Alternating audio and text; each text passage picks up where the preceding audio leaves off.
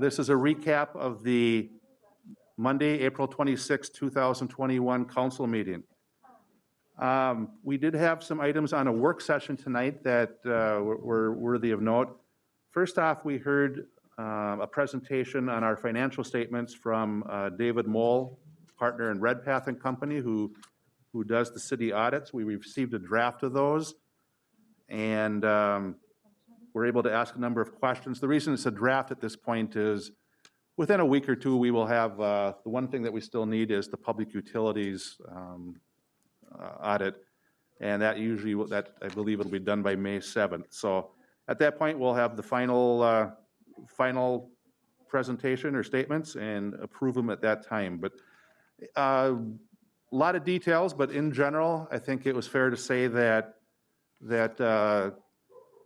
we received a fairly good report, discussion on, especially in this last year, this was the 2020 audit, with COVID and the things that how that affected the city. We actually did pretty well by being proactive, both by getting CARES funds, but also by being proactive in how we took care of some things internally within the city, moving some staff around as best we could.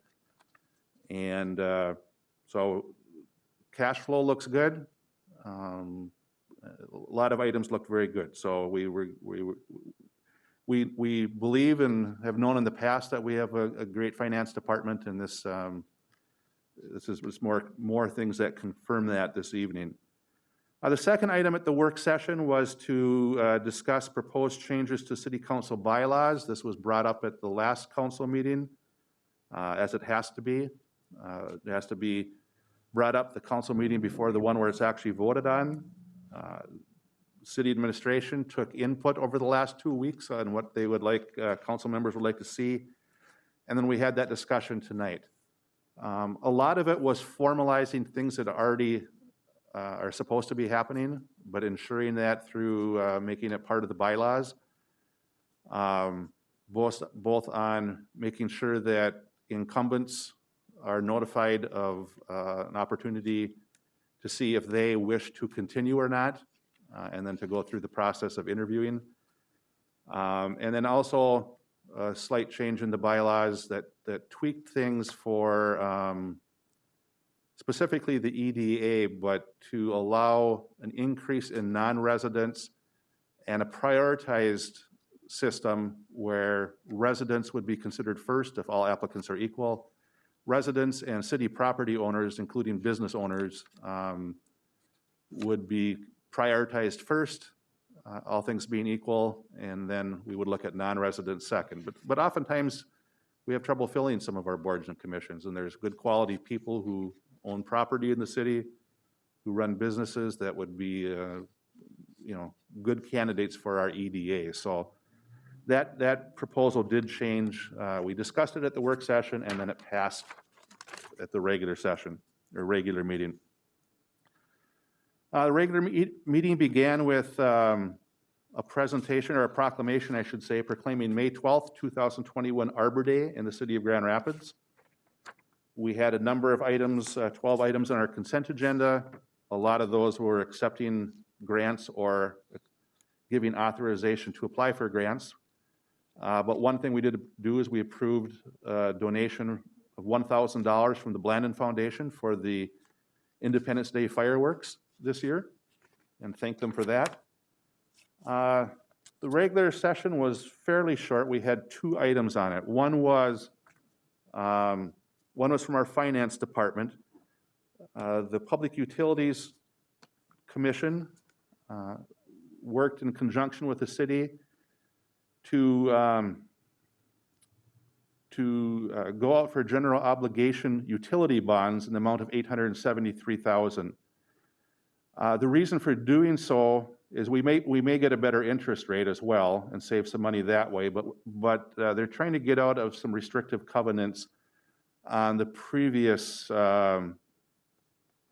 lease purchase agreement, specifically insurance requirements with the company that now holds that, and we could save some money and have some flexibility The nice thing about this, besides saving some money and increasing some flexibility, is that this is a smaller amount of bond than we normally go out with, and it's a shorter term. It'll be done in 4.5 years.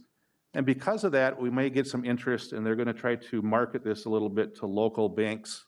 They'll be notified to see if they have any interest. And we'll see what happens, but it's,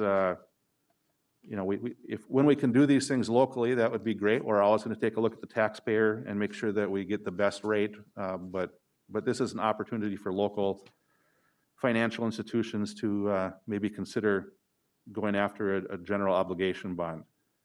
And finally, we approved the rental. We've been discussing this for quite a while, but we've actually approved tonight the job description and the authorization to post for 2 rental inspectors / firefighters. If the assumption is that we could probably get this rolling and people hired by July 1st, that would be the attempted start date.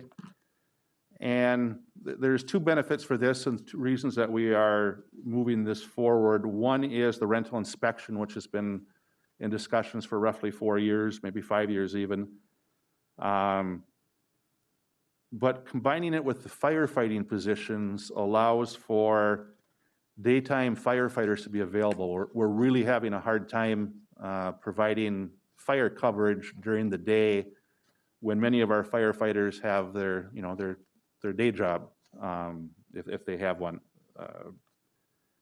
one that works during the day. So it's been tighter and tighter having enough people to go out. And so by having actually some people within the city that can break free when needed, will certainly increase our ability to cover the daytime fire calls and to increase or improve response time as well. So that has been discussed at length, and tonight we approved the job descriptions and posting of the position. So our next regular meeting is scheduled for May 10th, 2021, 5 p.m. and hope we see some sunshine between now and then. Thank you.